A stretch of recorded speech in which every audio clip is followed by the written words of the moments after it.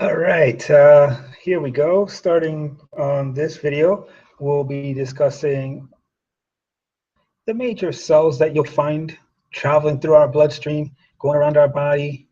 And the major ones we'll be talking about are the white blood cells, as you can see here.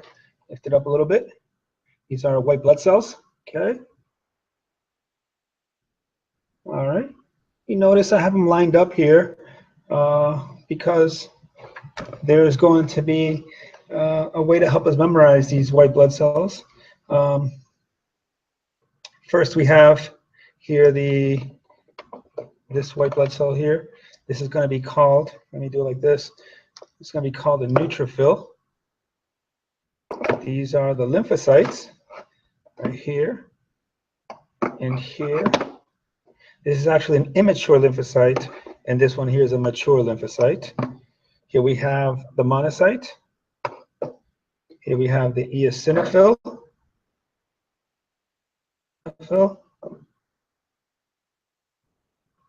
And here we'll have our basophil. Okay. Back here, we have our platelet. And here we have our erythrocyte or red blood cell. Okay. So a way to help you memorize this, you can use never let monkeys eat bananas.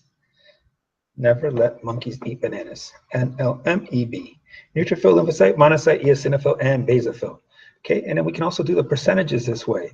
So we'll say roughly, there's usually a range, but to help you memorize it within the ballpark, you have 60%, 30%, half of 60 is 30, 5%, 2.5%, and then less than 1%. So in a drop of blood, you get a drop of blood and you divide and you separate the white blood cells within that drop of blood. 60% will be neutrophil, 30 lymphocyte, 5, 2.5, and less than 1%. Okay, let's do some functions, I guess. The neutrophil is the most numerous, and this will arrive no matter what the situation is. If it's cancer, a scratch, a mosquito bite, these guys are always in the front lines, the neutrophils, and they will attack and eat no matter what.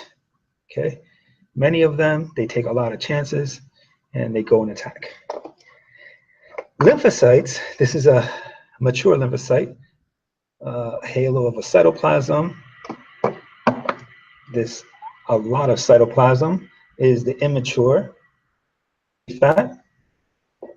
But the lymphocytes, they're responsible for specific immunity. And these lymphocytes can differentiate into many different types of cells. You have T lymphocytes, B lymphocytes, natural killer cells. You have suppressor cells, memory cells, many types of lymphocytes that branch off of this. Now, lymphocytes arrive when neutrophils cannot do the job. These guys are the last line of defense.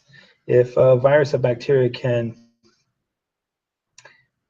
if they can override or kill these lymphocytes, you're pretty much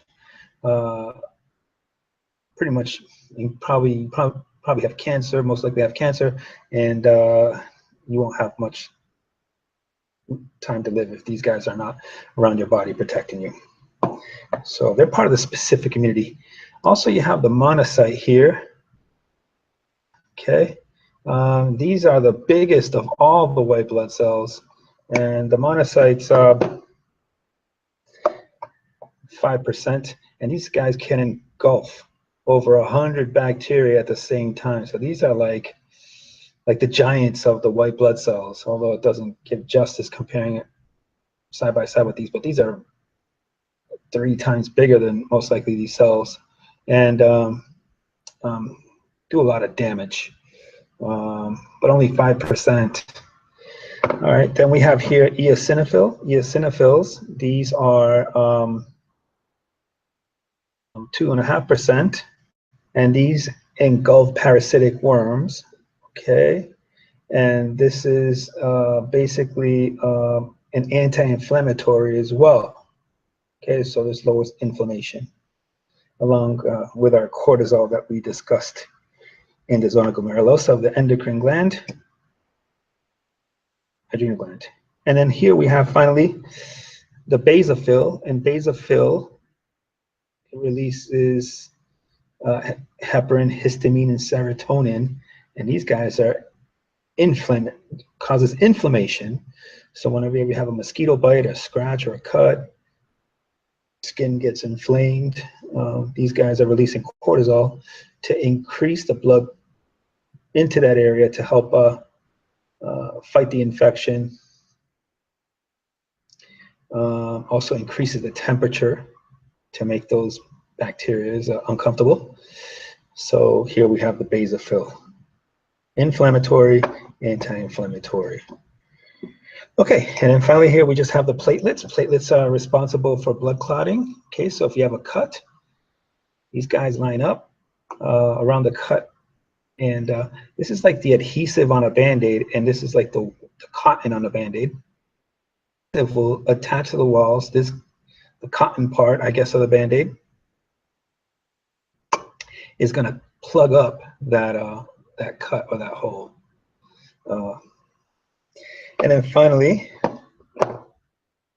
a good old RBC, red blood cell, erythrocyte. And these guys are constantly throughout your body and your blood vessels going around, dropping off oxygen, picking up oxygen from the lungs, dropping it off from the rest of the body, picking up the carbon dioxide from the rest of the body, dropping it off on the lungs. These guys are they're responsible for oxygen and carbon dioxide in our body. Without these red blood cells, you are in big trouble. Those tissues and picking up their carbon dioxide. Okay, so erythrocyte and red blood cell. So basically, these are our white blood cells, our superheroes of our body that go monitor, police, and make sure that everything's okay in our body. And so our white blood cells are superheroes that we have given to us at birth, and at least. And then here we have our platelets, which help us from bleeding to death, and our red blood cells that produce our that carry our oxygen and carbon dioxide. So basically, that's it. This is our white blood cells, leukocytes, also referred to as leukocytes, our thrombocytes, and our erythrocytes.